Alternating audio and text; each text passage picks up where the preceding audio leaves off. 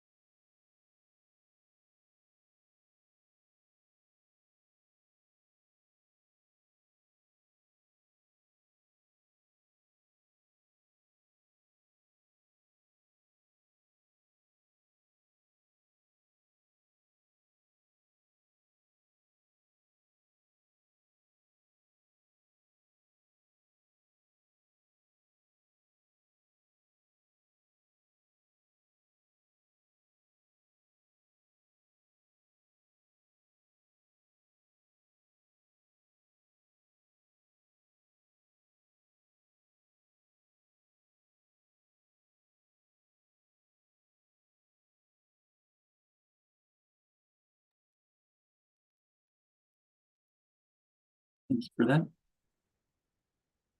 And then this is just a quick recap of the very few rules that we've been over so far.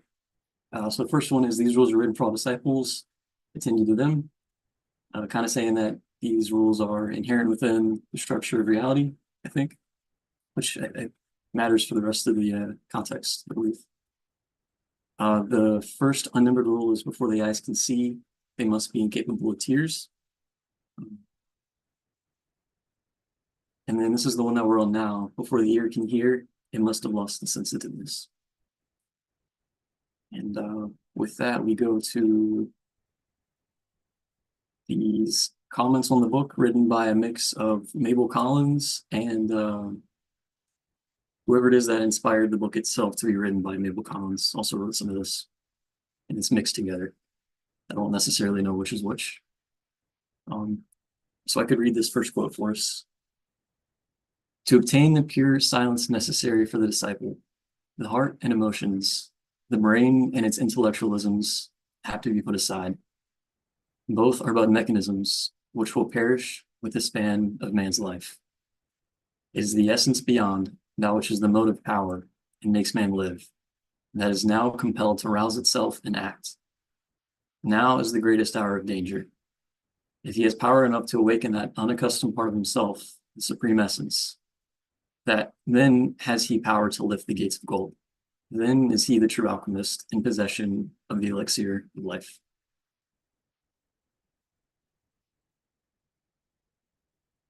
And this makes me think of so beforehand I tried to come up with a question or two, just so we can think about it. For this, the first question that I came up with is, what are we when the personality is completely dormant? At least for a few minutes, if that's even possible.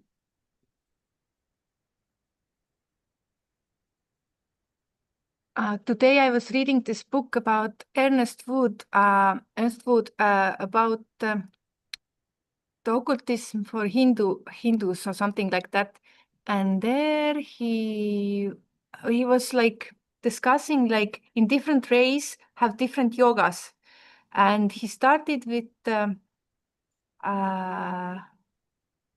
I think Kriya Yoga, he considered as a preliminary yoga. And then he said that all yoga's purpose is that you control totally your mind and your emotions, whatever others are doing. And I think this is like brain and intellectualism, that you do not let, that the thought really is like a tool and you use it as a tool. You do not let it run freely, like oftentimes happens, like you're, another place he had another quote where he says, think when you are doing something, don't think about something else. Think about the thing that you're doing, and the practice that you do not let your thoughts just run idly. And I'm just thinking how to get this point that this brain and intellectualism, how to get this pure silence. If you have this tendency, or if you have this habit of doing the same thing you're thinking and not allowing other thoughts come in, then I think it is possible to train yourself being more and more aligned. Yeah. To have this silence. Yeah. And Mabel Collins herself actually links yoga, the Yoga Sutras of Patanjali, to this second end of a rule before that you can hear and muscle loss of sensitiveness. I think for the same reasons that you're just saying. That comes later in the slides. Yeah, I think he found the crux of the issue. How do we calm the mind enough to see these things?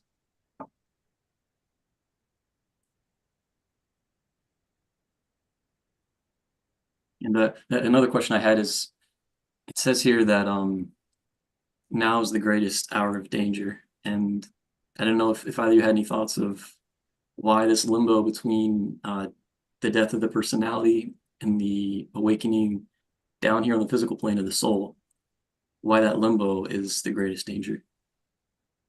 Or if you agree or disagree. Mm-hmm. Maybe because you have the tendencies like, how can I say, the ego is dead, but is it like totally dead? Maybe it's like, how can I say?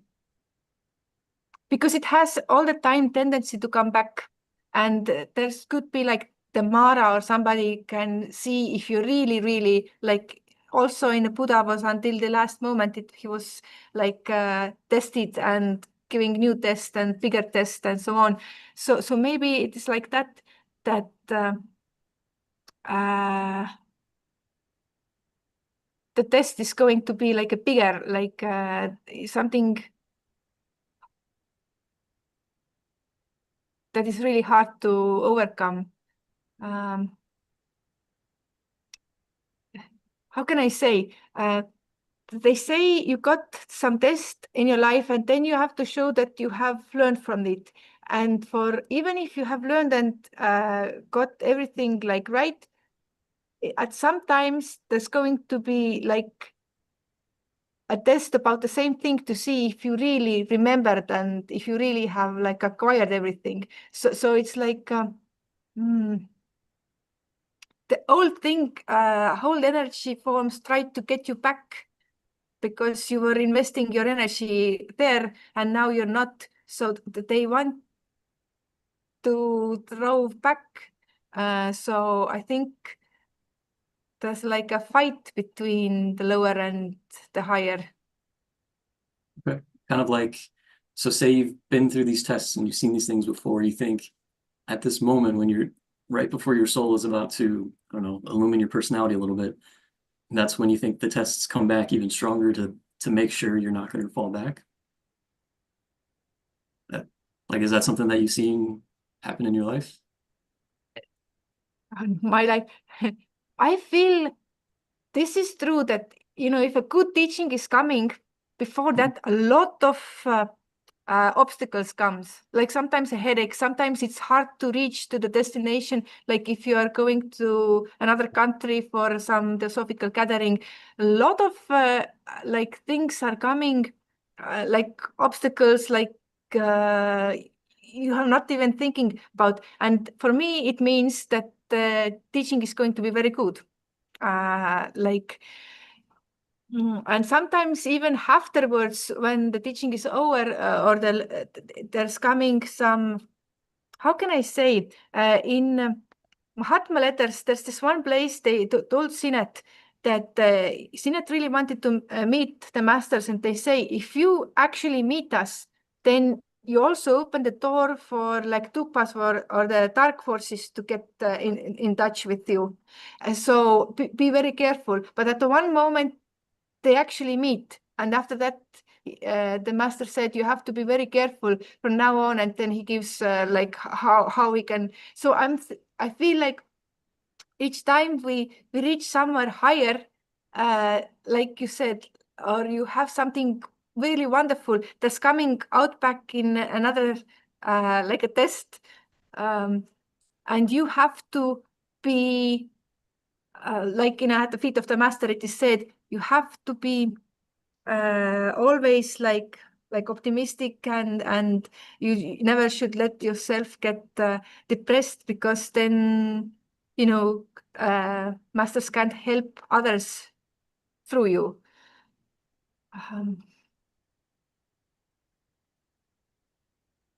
Yeah. So I feel if you are reaching somewhere really high, the test is somewhere nearby.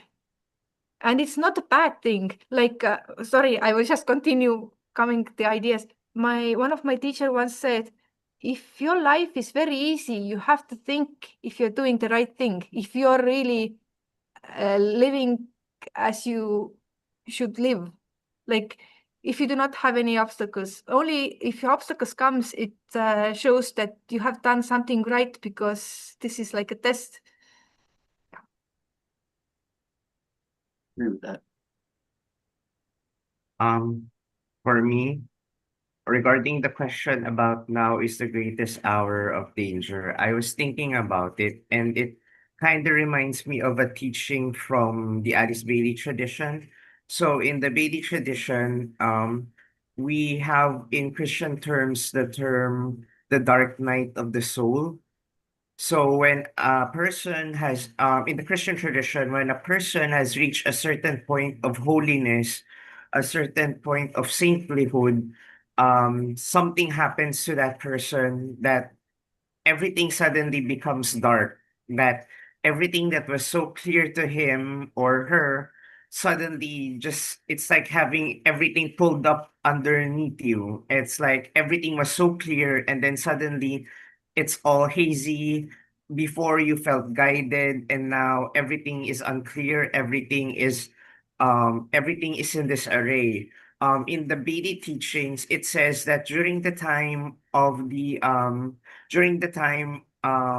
when humanity was starting, during the third root race, the Agni-Sutas or the solar angels came in three waves. One wave came, but humanity was not ready, so they went back again to wherever they came from because humanity was not ready. During the second wave, they awakened the mind of humanity. And during the third wave, they saw that awakening the mind of humanity actually led to danger because people started to think, and because of their thinking, they started to think about selfish things, and they wanted to use the mind to better themselves and to harm other people. So because of this, according to the Bailey teachings, the solar angels or the Agni Sutas, they attach themselves to us in a way so that they will be able to guide us until the time that we're able to progress at a certain level of evolution. Now, according to the teachings, when we reach the third initiation, so we will, during the third initiation, we'll have mastery over the physical and etheric body, the astral or emotional body, and the mind or mental body. At this point in time, the solar angels will see that oh, this person is ready, so I can leave him now. I can go back and continue my own evolution. My purpose or my field of service is now over. I can leave that person because he has already attained the third initiation. And during this third initiation, the person felt before that he was guided. It creates an illusion before that there is a higher self, there's a lower self. It creates an illusion that there is a God, then there is me. But once the overlighting solar angel has already left, according to this teaching, then you finally see that you are the higher self and that you are the one who will guide yourself towards that point that you want to reach. And that is the point of the dark night of the soul, according to this teaching. And that is the point of greatest danger, because if the person doesn't make it, he will backslide, and there's a possibility that he'll become a sorcerer or a black magician. But if he succeeds, he will become a fourth initiate or an arhat. And an arhat, according to the ageless wisdom teachings, is a person who is at the last mandatory incarnation in his lifetime. So after that particular lifetime, he doesn't have to come back unless he wants to as a bodhisattva, but it's not mandatory because he doesn't have any karma within the lower planes anymore. So I think that is what this phrase reminds me of, that at a certain point in time, we will achieve a certain level because he has already discarded the heart, emotions, the mind, the brain, and the intellectualism.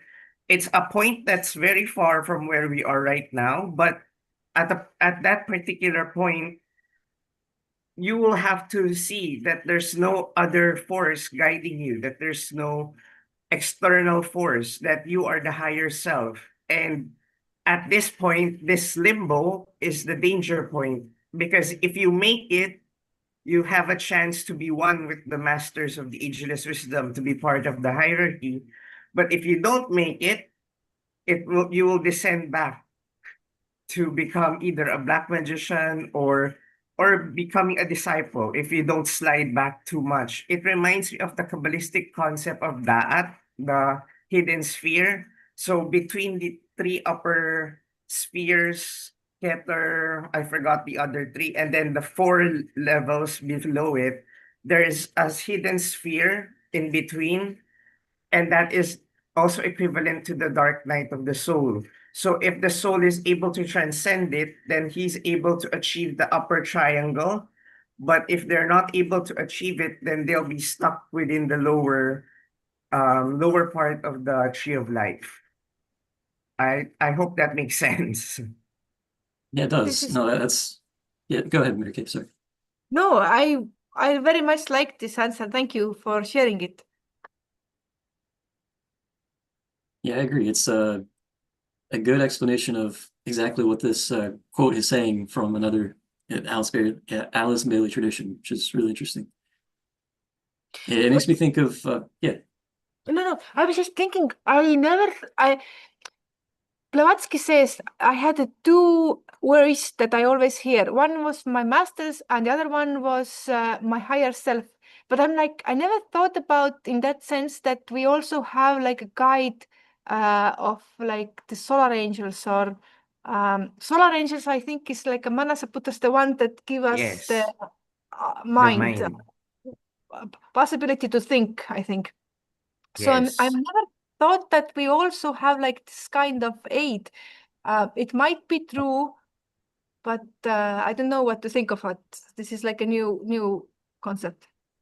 Yeah, in the Bailey tradition, they say that the Manasaputras, or the solar angels, as she calls them, is related to the myth of Prometheus. So remember Prometheus in the Greek myth, he gave the gift of fire, which symbolizes the mind or the consciousness to humanity.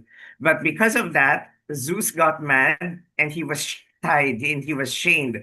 So that means, according to that teaching, we don't have to believe it, but it's there. We don't have to necessarily believe it, but this represents the solar angel seeing that humanity was not ready to be open mentally, and it led them to harm one another using the mind. So they had to be able to guide them, but they can only guide them to a certain degree, because in the myth, he's bound, and every day, an eagle will come and eat their liver, and at night it will grow again, and then in the morning the eagle will come again to eat the liver. According to her, that's a symbol, or that's a metaphor, that the solar angel can, or the manasaputras can only go down to the higher mental plane. That's the lowest that they can go. So it takes a lot of their effort and a lot of their stress just to inspire us, just to guide us. So they're not always there because it takes a lot of effort for them to do it, but they can be. And I guess that's, according to her, that's one of the reasons why there's also the concept of like a solar, of a guardian angel in the Christian tradition, but it's not necessarily the same as the spirit guides of the spiritists because they possess them. But this one, you just inspire you. It acts like as a conscience, as but it's very subtle. It's not like somebody possessing you. It's just like there's a feeling that this is wrong, or there's a feeling that this is right. It doesn't necessarily force you to know this is right. It doesn't argue with you. It just inspires you. It just guides you. It just intuitively shows you the way. This is so cool. This is like a consciousness, like a heart, like how can I say? But then again, what makes me think, if the higher mental is the lowest that they can be, how many people actually reach the higher mental? Like in Theosophy, we try to reach there, at least while we get together or discuss ideas, or when we read something, we try to reach this level. But how many everyday people actually reach that level? Very few, according to the teaching. So that's why we have to meditate to meet them halfway, because that's the lowest that they can go. And usually for average humanity, the highest we can reach is there. A few of us can reach probably the Buddhic, but most of us can reach the higher mental. So that's the challenge, according to that teaching, to meet them halfway. But yeah, and in this teaching, there's a certain point wherein it's far beyond our evolution at the moment. But once we reach the third initiation, the solar angel will say, "Oh, I think this person is ready," and he'll begin to understand that, "Oh, I am the higher self. There's no external force that's guiding me. It's just me." And that's where the confusion is, and that's where the danger is, because you can reach the final portal or you can backslide. Thank you. Yeah, it makes me think of the last meeting we had about poetry, the last poem, where it was that man drinking coffee and then he had like a religious experience or something. It makes me think of this. Yeah, it makes me think of this idea of what goes up must come down, especially in the emotional plane. And this greatest hour of danger, maybe because that person has felt, at least the precursor of a Buddhic or something, of the soul coming down. And now before that solidifies itself and becomes real, they've got to feel that completely stripped away. And it feels like that dark night of the soul, like you were mentioning. And I've heard it said from Annie Besant that when things like that happen, the way to survive it is just hold on. To the personality down here, it can feel like everything is completely hopeless. There's no getting out of it. But her advice was just wait, hold on, and that's enough to get you through it. I also remember Annie Besant wrote something about this, but I don't remember exactly. But it was similar what you just said, that just hold on, that there's going times when you do not need, when you don't have the inspiration, when you don't, everything is like hard, but you just have to go on, because it will come back and everything. But in those times, you just have to keep going. Yeah, and she writes it so well. I mean, because if you look at her life story, there's times when she was going to kill herself. And for someone like that to come back and then have the power to help other people to make it through that, yeah, I think it shows when, someone who's been through it is trying to help you get through it as well. The killing, I very much, I did not know. I only hear it in her birthday or the death anniversary. And then it was told that her child was very, very sick and almost dying. And then he really, really asked God help. And there was no help coming. And then she felt like betrayed because she was very devotional before that. And then she was ready to kill herself. And then a voice came to his mind. If only like you're ready, you were saying before that you are ready to devote your life, but now in a few years of hardship, you're already ready to give up. What is this? And then she felt shame and went back and continued. And I'm like thinking the same. Whenever like hard things come, this is nothing compared what some people have to live through. Like, yeah.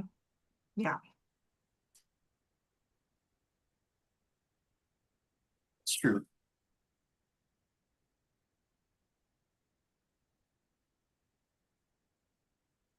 Any other thoughts on this quote before we go to the next? The gate of gold. I think we have this the golden stairs, and I was thinking, like at the end of it, it says these are the steps up to which, if you go, you get the divine wisdom. the The divine temple of wisdom. divine wisdom. And I think if it's a golden stairs, then there might be golden gate. So that was came to my mind. That tracks. Yep. She Mabel Collins also wrote a book, Through the Gates of Gold. I don't know if you can see that. Nice. So she develops that idea quite a bit. But I think you're right, it also ties in very well to the Golden Stairs.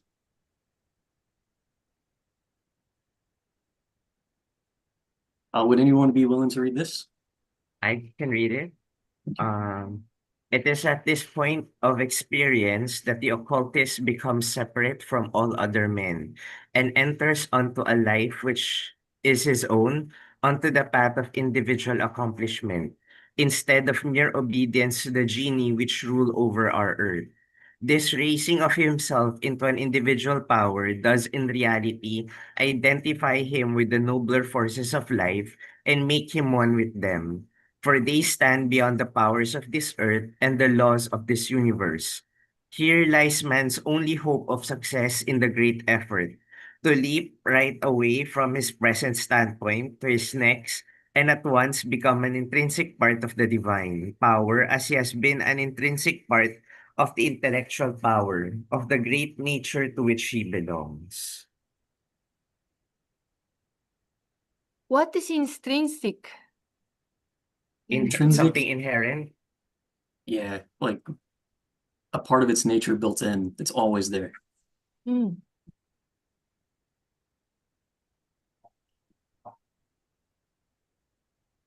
Mhm. She mentions here the genie which rule our earth. I don't know if anyone has any thoughts about that, what she means.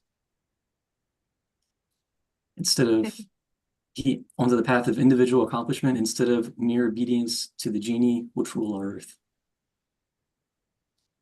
I don't know if anyone can feel that within them, like these well-worn grooves that we see in ourselves as well as the people around us, just ways of thinking and acting and desiring being. I know that Blavatsky's had two dogs while she was living in India, and one of her name was Ginny. I don't think it's a coincidence. I think all the men enters into like obedience to the genie. What is genie? Is somebody who is prisoned, but they have the power to give grant wishes. True. Yeah, like Aladdin. Yeah. Is it this kind of genie here? I personally interpreted it as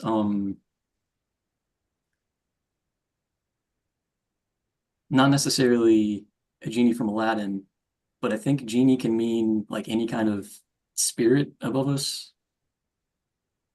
Let me Google this. Maybe I can share some thoughts. Yeah.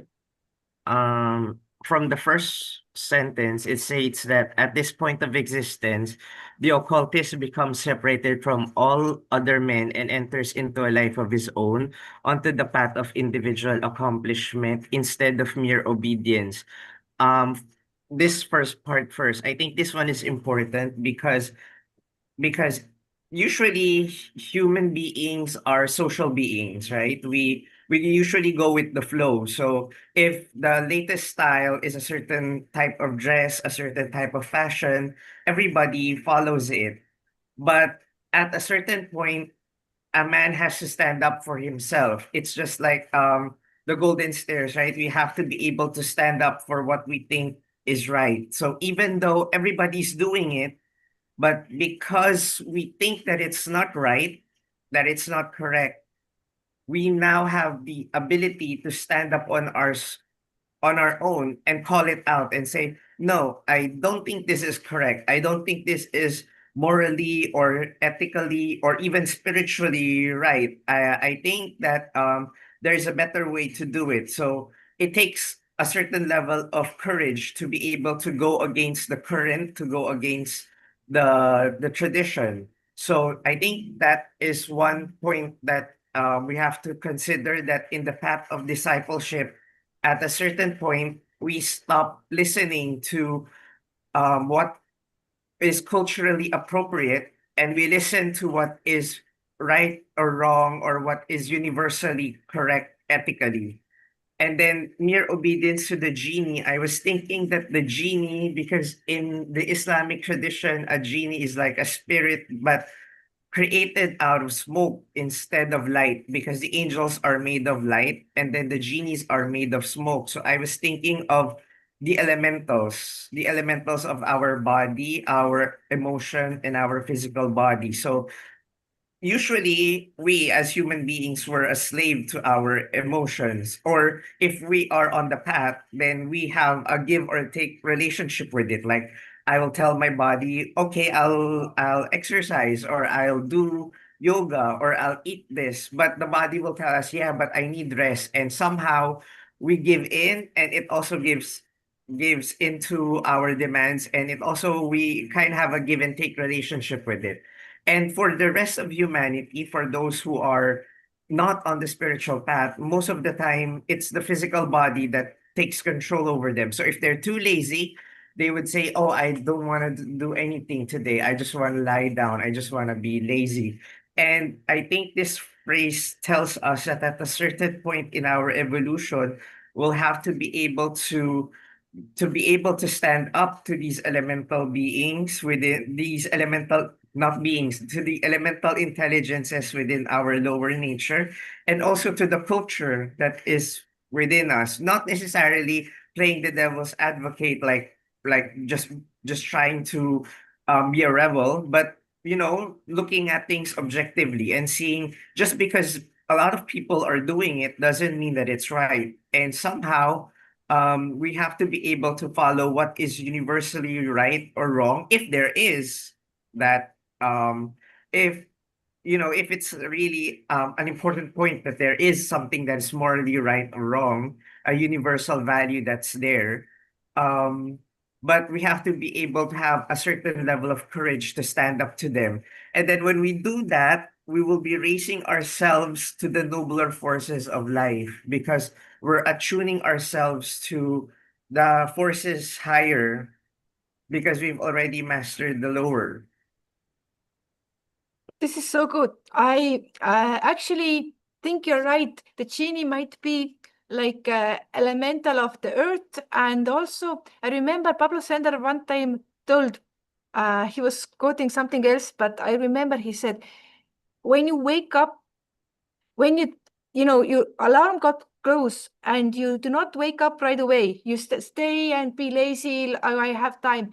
Then you wake up with this lazy elementals and all your day is going long. But if you wake up right away and start doing things and then you're waking up with this, how can I say, elementals who are like more into action or more like doing things, thinking and making it happen.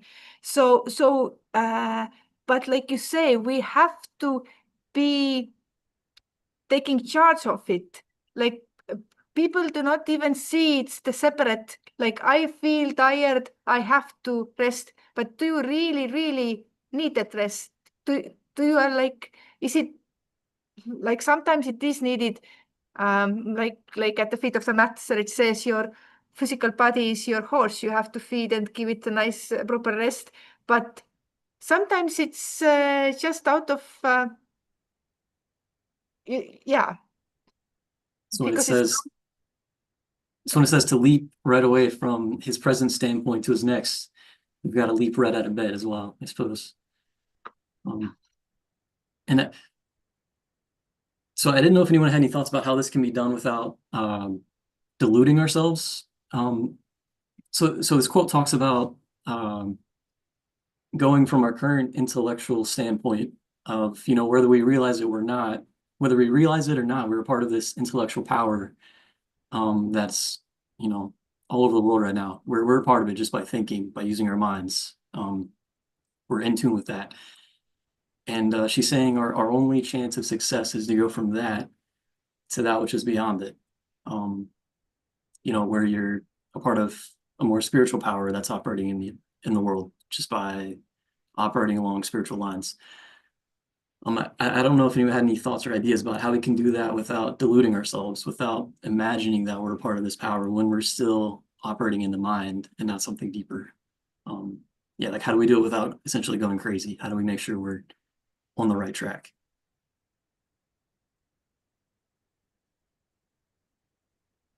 just an idea to have this moment of silence when you don't think, when if you think you're using your mental energy and holding it back, but if you give, like Mike the other day have a really nice talk about how silence moments, if you have something to solve, how the silence can actually help you much more than just overthinking. Oh yeah, Right. I was gonna say something on this. I reckon part of this thing is actually, like it's almost like know thyself, because we all solve problems differently, and the most efficient way to achieve something or solve a problem, or to execute something, might not necessarily be to just pile the number of hours on a problem until you drop. I tried that before. I remember a long time ago when I tried to make like a short film a long time ago. And the day before the film was going to be shot, I was literally working through like 2 days straight with no rest. And I've got to a point where I could see, when I was talking to people, right, I could see people's mouths move, but I cannot understand what they are saying. And I got to a point where people just came and said, Mike, I need this. I'm like, okay. I said, okay. But I literally could not comprehend. And I was like, wow, this is such a strange experience, because I was trying to, okay, Louis, slow down. Let me try to understand what you're saying. And they would repeat what they're saying. I could see their mouths move. I could see their facial expressions, but like it does not register in my mind. And then I realized, all right, maybe I need sleep. And so that was a shocker. But sometime later, right, when I was trying to solve a highly technical problem, what I simply did was basically understand the problem and then just sleep. And when I wake up, I was like, oh, here's the problem again. I should try to solve it again. And what happens is if my mind goes blank, the solution slowly appears in my mind. So really, I'm not actually thinking about the problem. I'm not using my mind to solve the problem. I would suspect it might be the workings of the higher mind that's done all the hard work, and while I was sleeping, so that's convenient. And as they would say, sleep on the problem. I think that's probably more efficient than piling a large number of hours on something. But yeah, I mean, the occasion might call for either methodologies. Um, sorry. All right. Okay. So for me, I'm thinking to leap right away from his present standpoint to the next and become intrinsic part of the divine power. Of course, I think that the standard or the golden mean or the golden way to achieve this is of course through meditation, through silence, so that we're able to achieve a higher state of mind. But I'm also thinking, again, this time from the Alice Bailey tradition, she also has an exercise that I think is somehow similar to this. She calls it the as if technique. So, for example, you're confronted with a problem and you're bogged down with so much emotions and so much thoughts.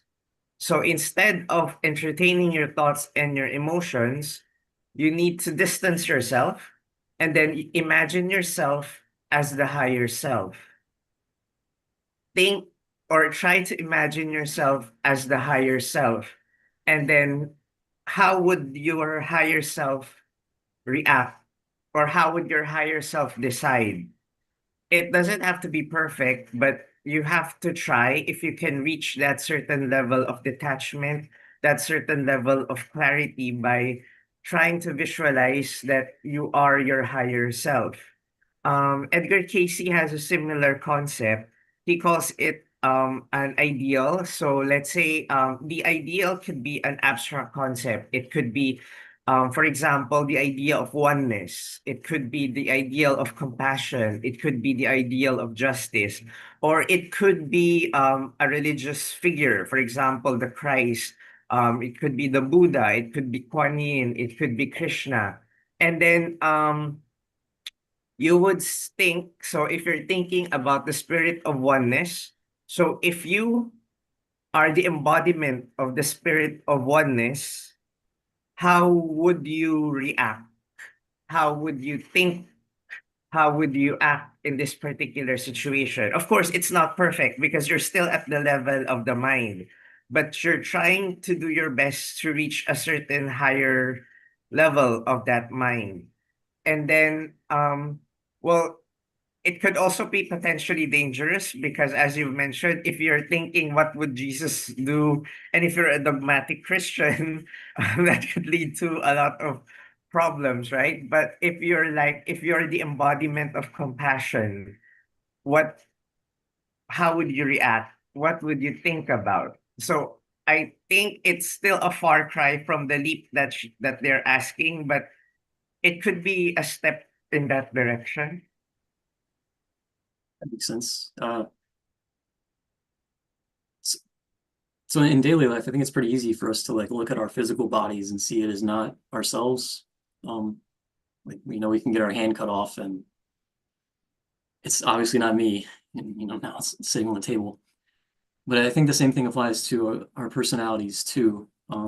Like the way I'm speaking, the way my mind connects words together and my emotions go in different directions. I like this idea of seeing that also as something that's not ourselves, even as we're using it. As we use our physical body, we realize it's not us. As I'm using my personality to communicate right now, it's not me. And then that kind of forces us to live in something that's above it. And I'm not sure if I do that very well, but I like that idea. That idea attracts me.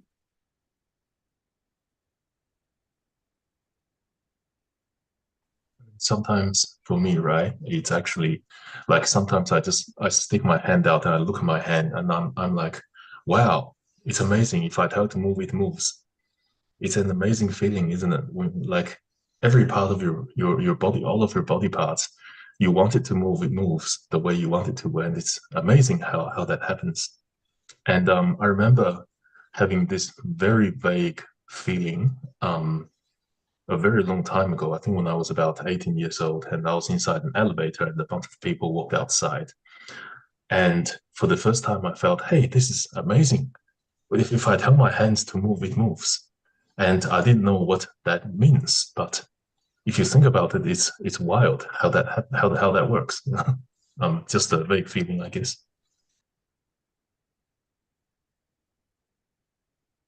It's true. These things we take for granted that really are kind of, if you look at it long enough, you know, like American mentioned some ideas from Pablo before. I remember Pablo talking about he was sitting on a bus, meditating, going somewhere, and I think he was focusing on like what he was looking at, and he was looking at someone's ear, and then for a moment, that person's ear just looked like something weird and crazy. And I think it's because, you know, when we look at things, we have this mask upon them. I'm not explaining this very well, but you know, like we see things and we expect to know what they are, but in reality, if we look, you know, like at our hand, it's just this random ball of flesh. But we don't realize that because we see it through this filter all the time. But I think the point was, you know, if you're conscious enough about it and you put enough work, you can see it without the filter, at least for a moment. Kind of like if you're listening to words to a language you know, it's really hard to hear it just as noise and is not as words. In the same way that you can listen to a foreign language you don't understand as just, you know, sounds. But I think it's an interesting exercise that if we try hard enough, we can listen to English as noise, and not understand the words. And maybe that's a test of how, you know, how far we're able to distance ourselves from these filters or not. I mean, we can actually do an experiment right now, and this is a very interesting experiment, and it's right here on this slide. So if we go to the first line, line 1, it is at. And if you look at the letter A, right, for at, and if you just focus your mind on that letter A and look at it and notice every single detail, you notice how that there's a little curve that leads to the end of the letter. There's a little, you know, there's a little enclosed space there in the middle, and there's a, you know, notice every detail of that letter A and look very closely. And you would see things you've never seen about this typeface. And then if you read it down that line and eventually you get to the word separated, look at that A, those A letters stand out. And that is because perhaps in the past we've never really paid attention to that typeface, and now it's sticking out from the screen. Not sure if that worked. Apparently it doesn't work for some people, but for a lot of people it works. So especially for the more fancier typefaces, you just, if you focus on that, then you sort of notice things for the first time. And I think that's sort of analogous to Pablo Sender's experience with the ear. Yeah, and it ties into this whole quote is a commentary on before the ear can hear, it must have lost its sensitiveness. And I think that whole idea of looking at something like the letter A until you can see what it really is some part of us losing its sensitivity so we can see something else behind it. Yeah, it's really interesting. Thank you.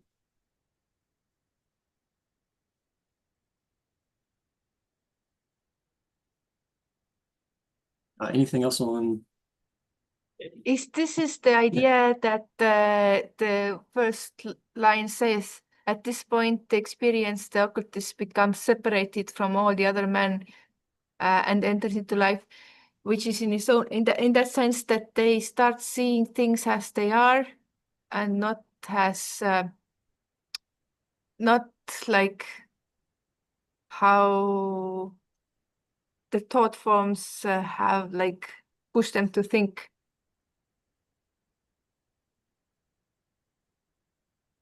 Because, you know, if you're growing up, we are taught like this is a tree that we are calling oak tree, that is a table, that is this. We are learning what are the things, but to really see something, like have learned that, and after that be still able to see like how miraculous it is. Who said recently that in the beginning the tree is a tree, and then when you evolved, it is something very like special. That is more than a tree, and when you go even further, it becomes again a tree.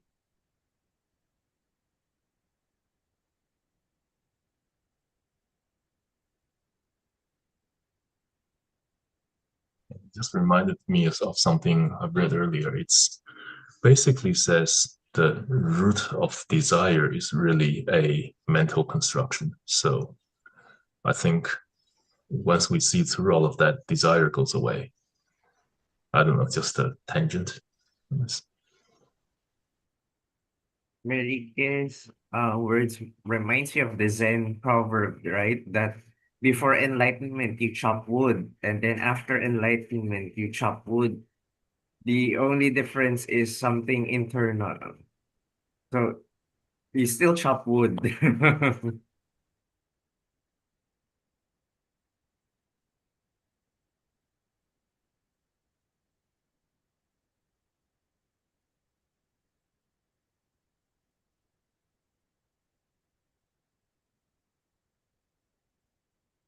Each man has to accomplish the great leap for himself and without aid.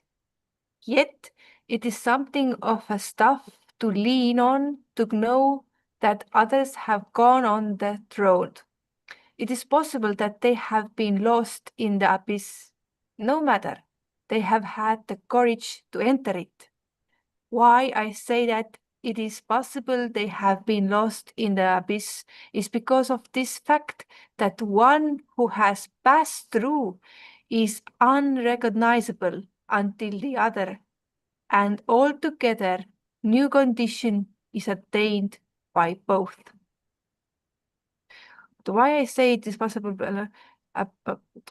why I say that it is possible they have been lost is abyss is because of this fact that one who has passed through is unrecognizable until the other.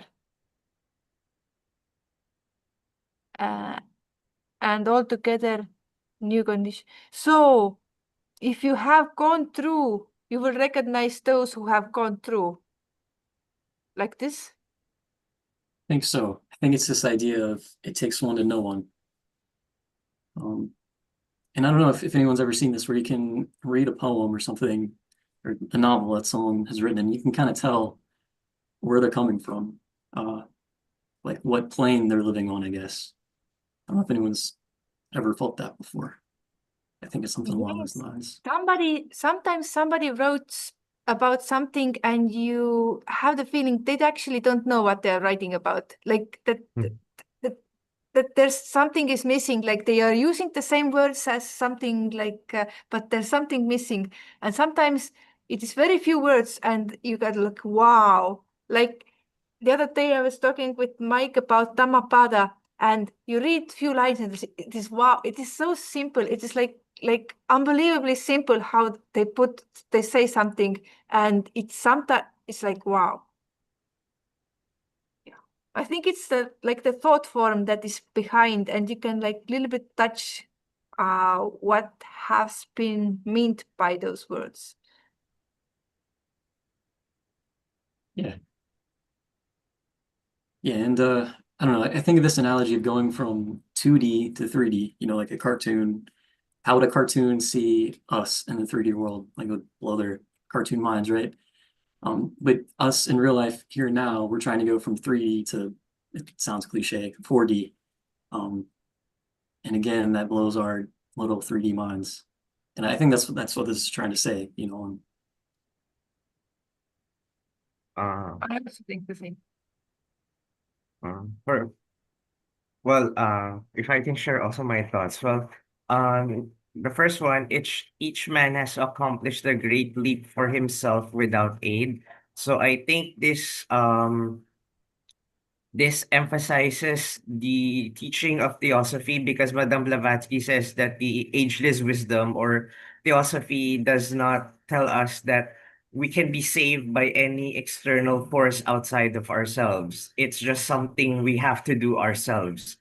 It has to be by the law of karma that we reap what we sow, and we are not saved by any external forces. So if we're going to traverse the path, we have to traverse it ourselves. No one can help us get there. But there is something of a staff to lean on to know that others have gone on that road. So the reason we're studying theosophy is because you recognize that there were people who came before us, and they were able to achieve the things that we want to achieve. And somehow it's comforting that these people were able to leave certain teachings to us, and at a certain stage we can follow those teachings, but they can only lead us to a certain level. They can only be of comfort to us. They can only be of a certain level that they can help us start. But in the end, we still have to accomplish it for ourselves. It is possible to get lost in the abyss no matter what. And we have to have the courage to enter it, because not everything the master's experience can be expressed into words. So they can give us the preliminary teachings, they can give us the beginning guidance, but at the end of the day, we have to tread the path ourselves. If there is a path, that is, because remember, truth is a pathless path. So at a certain point, they will provide us a map, but we have to recognize that that map is just a crutch. And at a certain point, we also have to let go of it. And then they say that the one who passed through this is unrecognizable until the other, and altogether, new condition is attained by both. So Madame Blavatsky was once asked if she can show them a master of the ageless wisdom, and she told them that somebody in that room was actually a master of the ageless wisdom, but they were not able to recognize him because they have not achieved that level of consciousness yet of a disciple to be able to recognize a master when they see one. In the Agni Yoga teachings, they have a beautiful saying. I'm paraphrasing it, but it says that you have to follow your heart, because your heart will lead you to the hierarchy. And then you have to follow the hierarchy, because the hierarchy will lead you to infinity, which is synonymous, I guess, somehow to truth or to God. So you have to first purify your heart to achieve that certain level of consciousness. And then your purified heart will show you the way to the masters. And then the masters will be able to guide you towards the truth that you're looking for. This idea of going through this alone, this is the next slide. I think this touches on that idea you talked about really well. If anyone's want to read it, it's directly related. I could read it if not. In the early state in which man is entering upon the silence, he loses knowledge of his friends, of his lovers, of all who have been near and dear to him, and also loses sight of his teachers and of those who have preceded him on his way. I explain this because scarce one passes through without bitter complaint. Could but the mind grasp beforehand that the silence must be complete, surely this complaint need not arise as a hindrance on the path. And I think that leads itself very well to what you're saying, Chris, about how we've got to go through this alone. It seems to be built within the nature of reality that as we go from that, leap from the intellect to something beyond it, we've got to do it, by ourselves.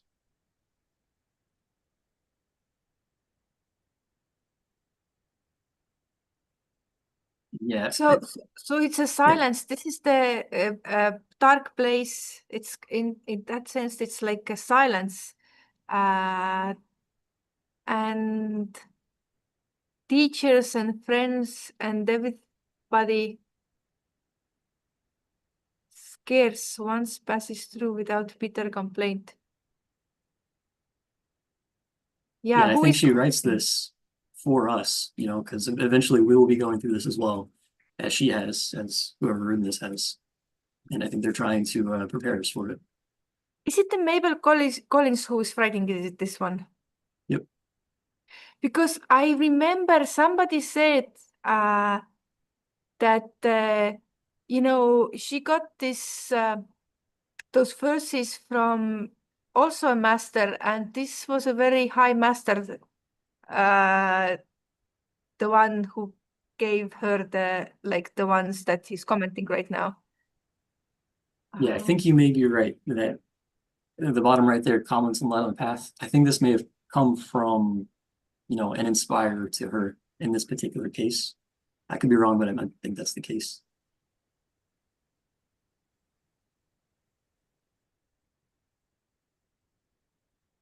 But it's good to know beforehand this kind of things.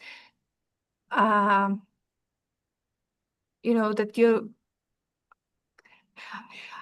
if I say prepared, it's not like it's going to happen tomorrow, or like it's not like You it's never know. anytime soon I'll be in this situation. But in that sense, I think this is wonderful that in Theosophy you talk about those things that are like coming, and I also feel like it's coming in a smaller way.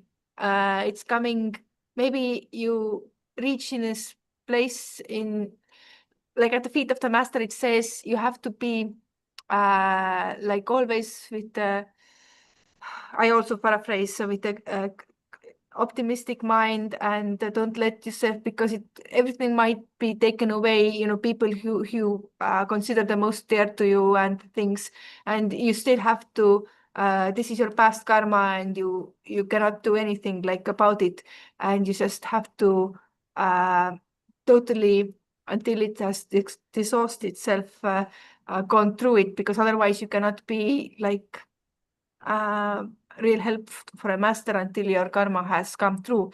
So maybe this is always also like part of this thing that but this sounds even something more than just because we have different karmic things. And those karmic things do not come unless we are really ready, unless we really have what it takes to pass them. They say nobody gets more than they are ready to go through. So if this happens, this total silence or total darkness, then it means that you have what it takes to go through it.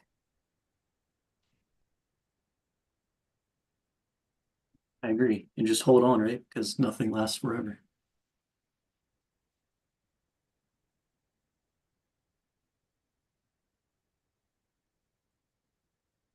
Were there any other thoughts or comments on this before we go to the end? Only that the complaints are with the lower minds that are not happy what is happening right now. Like complaints. That if you have complaints, It's the lower self. yeah. It's a good point.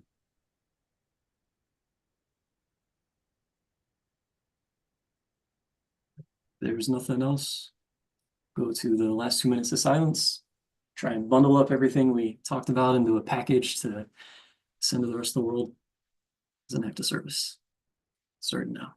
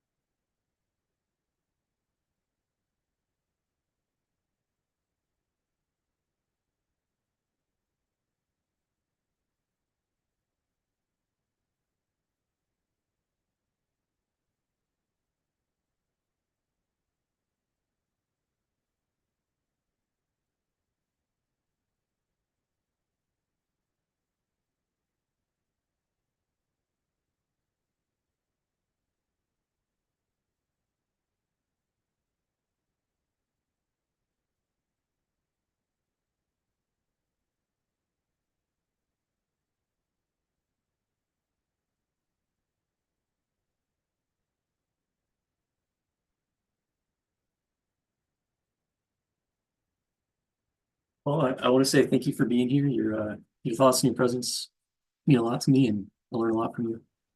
So thank you, and Thank you. Thank you.